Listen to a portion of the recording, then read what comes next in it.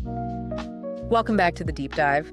Our mission today is pretty laser focused. We are diving into the Q1 fiscal year 2026 earnings call for FRMO Corp. That's right. And for anyone who follows this company, you know the headline numbers can be, well, a little distracting. A little. Yeah. So our goal is to just filter out that noise. We're going to synthesize what management actually said, especially around their capital allocation, which is, highly structured. And their whole outlook on digital assets and that intersection of macro energy and the AI revolution. Exactly. And you mentioned noise. I mean, it was real this quarter. They posted a GAAP loss, but the market basically shrugged. It did. The shares barely moved. Which tells you right away that the serious investors are looking past the short-term mark-to-market stuff. They're focused on the strategy, on that rock-solid balance sheet. And that's exactly where we'll spend our time today, just unpacking that long game. Okay, so before we get into the weeds, let's just set the stage. Can you nail down the key numbers for the quarter? It ended August 31st, 2025. Sure. So the headline number, the one everyone saw, was a GAAP earnings per share loss of 36 cents. Okay, a loss of 36 cents. But, and this is a big but, management really stressed their non-GAAP figure. One that strips out all those messy, unrealized market swings. Precisely. And that was a much smaller loss, just 9 cents. And what about their favorite metric, the one they always point to, book value? Right, the book value attributable to shareholders. That saw a little bit of a decline, yeah. It fell from $8.02 a share down to $7.66 per share. So about $337 million in total shareholder equity.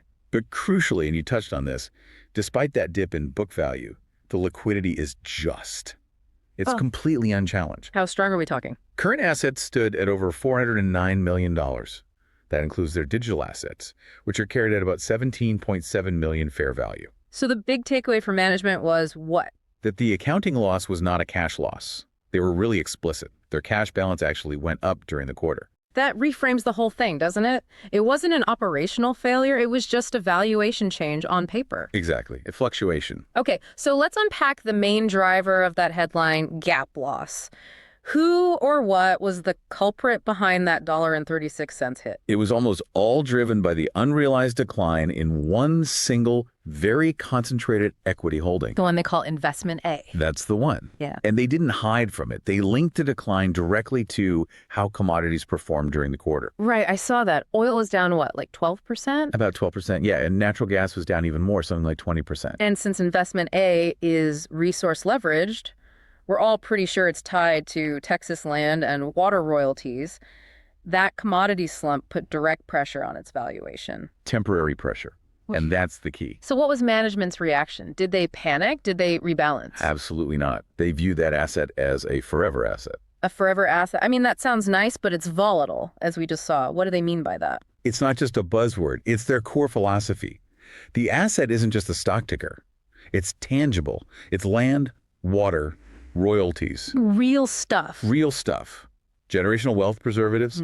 They're saying, to sell something like that, you need a huge, compelling structural reason, not just because crude or gas dipped for a few months. So they're basically saying, we bought this for a century, not for a quarter. That's the message. These resources only get more valuable over the long haul. Okay, so while they're holding tight to those analog forever assets, what about the other side of the coin, the digital asset side? That's where the growth budget seems to be going. It is, and it's fascinating because they apply that exact same long-term structural thinking to crypto. Oh, so? Well, management is very intent on expanding their digital asset mining operations, mostly through their stake in Winlamp. They own about 44% of that right now. And I know getting over that 50% mark is a huge priority for them. Why is that so critical? It's all about transparency and consolidation.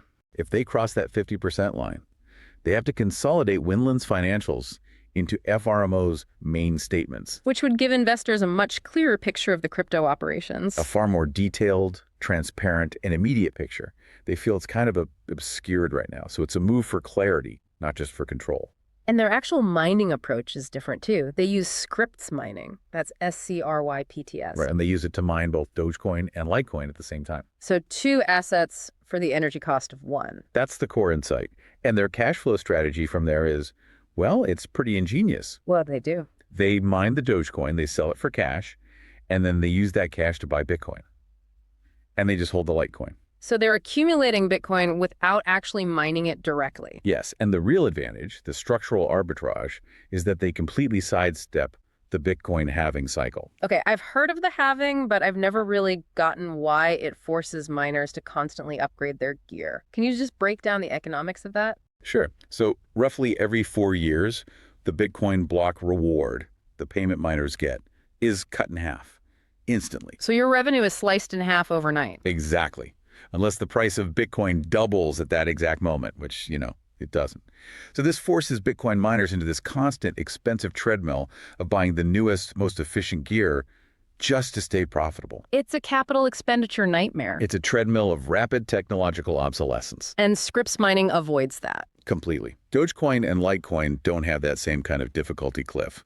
So their Scrypts mining equipment has a much, much longer useful life. So they're trading the prestige of direct Bitcoin mining for what? Lower long-term risk and a more stable return? A very smart structural approach in a very high volatility industry. Okay, now let's chew on what I think is the most compelling part of this whole deep dive. The company's systematic approach to just allocating capital. It's a framework, and they apply it everywhere. Let's start with their short book. It's over $11 million. And they emphasize that the entire position is focused on shorting one thing: path-dependent ETFs. Okay, let's ground this for everyone. We hear shorting, we think they're betting on a crash, but they're not. No, this is not a fundamental call on the market. They are targeting instruments where the math itself, the structure, almost guarantees a profit over time. So what are these ETFs and why do they decay? They're usually leveraged funds or volatility funds, and they suffer from something called, volatility decay. The path the fund takes matters. How does that work? Well, think about rebalancing costs. To maintain their leverage, they have to constantly buy high and sell low every single day. That friction costs money. And over, say, a 12-month period, the structural drag, it just eats away at the fund's value. So FRMO is basically making money on the mathematical inefficiency of the ETF's own structure. That's it. It's a structural anomaly they're exploiting. And the key to how they do it is gradualism. They short a little bit every day. And the reason for that is just brilliant in its simplicity. If you put that whole $11 million short on in one day. And that one day happens to be a freak event where the ETF spikes against you. Your whole year's profit could be wiped out. But by spreading that entry over 253 trading days, they just let the slow systemic decay do its work. And what's profound to me is they apply this exact same gradual daily accumulation strategy to 3 totally unrelated areas. That's right. It's the unifying theory. 1, shorting those ETFs. 2, buying their crypto mining equipment. And 3, accumulating royalty companies. Okay, so the mining equipment, why buy that gradually? It mitigates the risk of technological obsolescence. If you drop $10 million on the best miners today, and 6 months from now a new model comes out that's 40% more efficient. Your capital is instantly impaired. Exactly. But by buying a little every month, you average into the technology curve. And the same logic for the royalty companies. To mitigate commodity price risk, you avoid the timing risk of buying right before a sharp drop in oil or gas.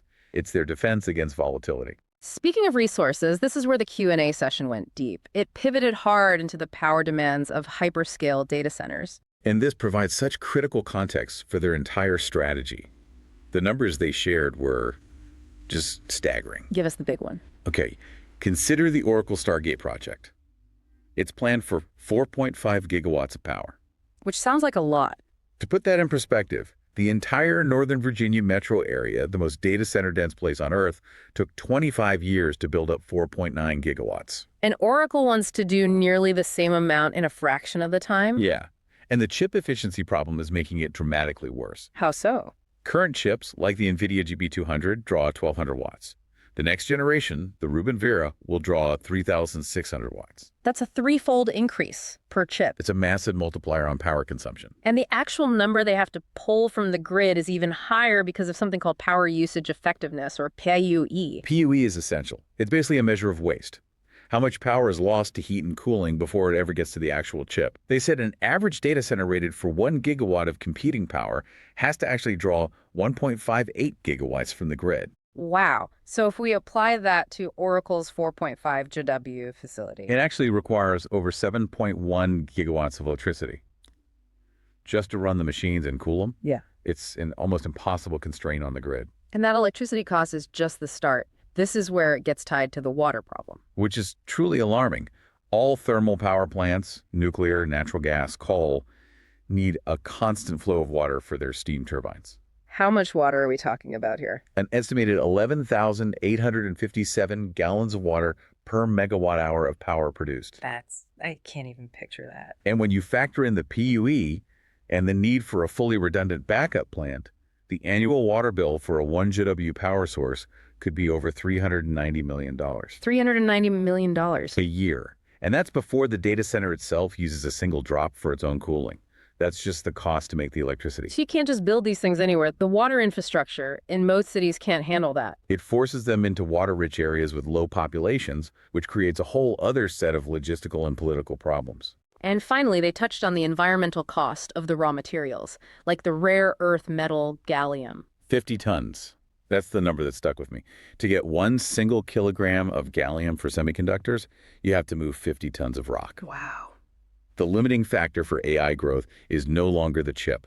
It's the real-world constraints, the resources, the energy, and the water needed to power it all. So, given all this, what does it mean for you looking for an asymmetric bet?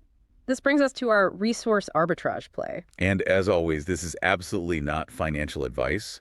It's a thought experiment based on the structural insights we just discussed. Right. Our idea combines the predictable cash flow of their shorting strategy with a bet on the physical, geographic consequences of this AI power demand. Okay, so the short leg. You follow the FRMO principle. Systematically short a highly volatile path-dependent ETF a little bit every single day for the next 3 months. That's your engine. Yeah. It generates a slow, steady, structurally advantaged cash flow from the mathematical decay. Exactly. Now, the long leg. At the same time, you find the smallest, most illiquid, publicly traded water utility or land holding company located right near one of these newly proposed hyperscale data centers. Like the Stargate location. Like the Stargate location. And here's the thesis. The short leg pays for the trade. The long leg is the lottery ticket. Because the limiting factor is water. If water scarcity drives up local prices, or if that 7 gigawatt facility forces a massive infrastructure deal or a utility buyout, the low float of that tiny water company could provide a massive asymmetric return. It's a bet on the geographic consequences of the AI boom, funded by a structural market anomaly. That's the play. Okay, so our key takeaways today really center on FRMO's commitment to book value compounding. And they're really disciplined methods for leveraging these structural anomalies like path-dependent ETFs and Scrypts mining. And for me, it was gaining this profound understanding of the immense multi-layered costs baked into the AI revolution, from the PUE inefficiencies to the water bill. All the way down to the 50 tons of rock for a kilogram of gallium. It's a system that's hitting hard physical limits. So for our final provocative thought, management noted that the value of their assets may have changed materially after the quarter ended on August 31st. Right. So given the volatility in digital assets and commodities since then, how might the very structural risks they highlighted, that concentration in investment A, the build out in crypto mining, how might those have played out in the current quarter? That's something for you to mull over or explore on your own.